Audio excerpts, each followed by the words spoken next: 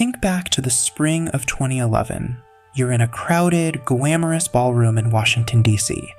The room is echoing with laughter. At the podium, the President of the United States is delivering a punchline that lands perfectly with the elite crowd. But at one table, one man is entirely silent. He sits motionless, staring straight ahead.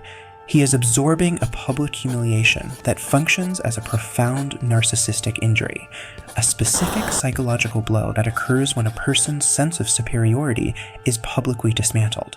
This single event provided the emotional fuel for a political strategy centered on the systematic erasure of a predecessor's legacy. To understand the rawest core of the MAGA movement today, we have to look past the policy debates and examine the behavioral science of an obsession.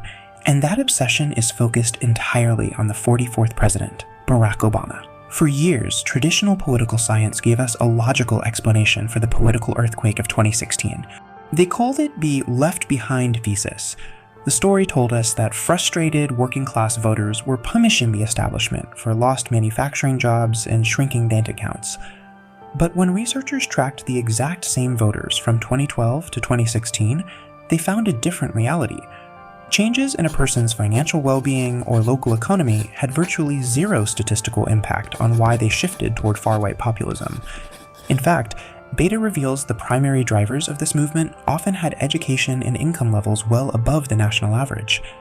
Because economic indicators proved inconsistent, researchers turned to behavioral science, uncovering a powerful psychological trigger known as status threat.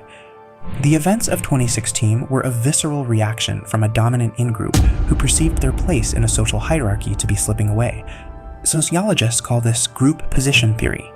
For American history, white Christian males occupied the undisputed top of the cultural hierarchy.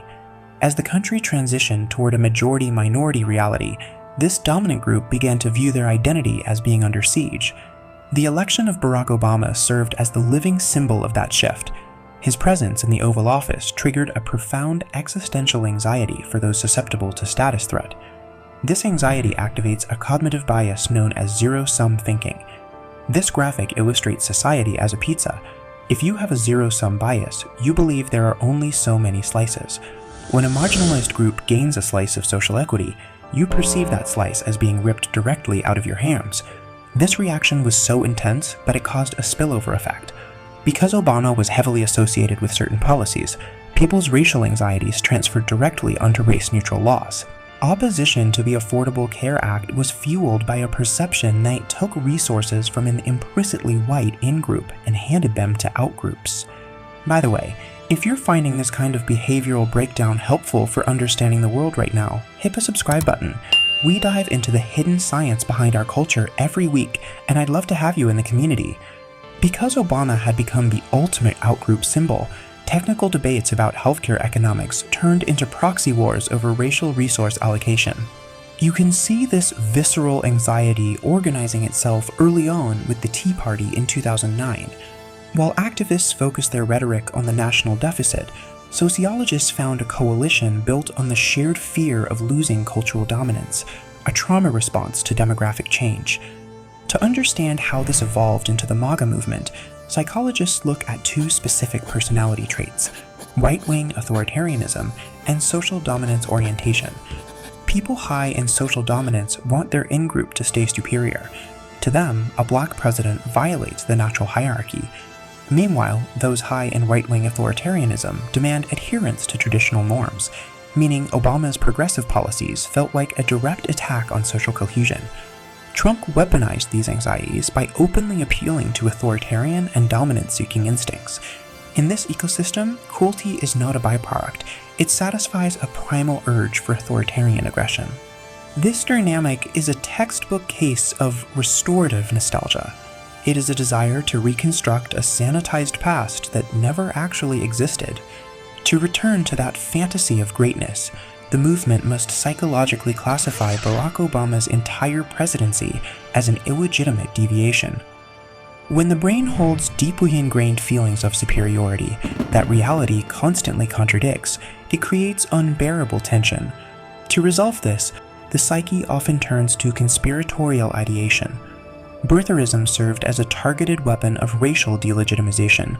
It allowed a threatened demographic to maintain their sense of innate superiority by rejecting the results of a democratic election. Studies showed that many people who pushed this theory were engaging in expressive partisanship, using a lie to signal loyalty to their in-group while hurling an invalidating insult at an out-group leader. This need for a scapegoat evolved into the deep state narrative.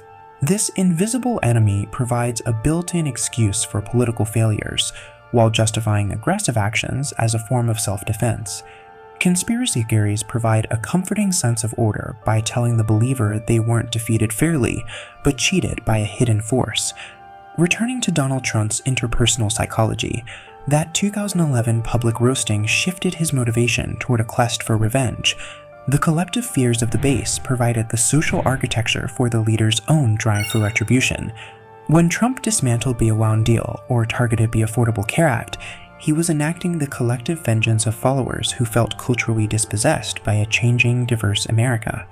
To protect this worldview, the movement uses the label Trump derangement syndrome. This functions as a form of projection, pathologizing critics to deflect attention from their own leaders' norm-breaking actions. I want to hear from you on this. What part of this psychology surprised you the most? Drop your thoughts down in the comments below. This movement cannot let go of Barack Obama, because doing so would mean abandoning the foundational psychological reason they exist. Without the specter of the pluralistic America he represents, they lose the existential threat they need to justify their anger. This psychological framework reveals the truth of human behavior hidden beneath the political noise. By identifying the fear and status threat operating under the surface, we gain clarity in a chaotic landscape. Understanding this doesn't fix the political divide overnight, but it does give us something incredibly powerful. It gives us clarity. When you can look at the chaos and see the fear, the status threat, and the psychological defense mechanisms operating beneath the surface, you are no longer just reacting to the noise. You are empowered to see the truth of human behavior. If this deep dive helped you see the world a little more clearly today, please let me know down in the comments. What part of this psychology surprised you the most? Drop your thoughts below, share this with someone who needs to hear it, and keep asking the hard questions. I'll see you in my next one.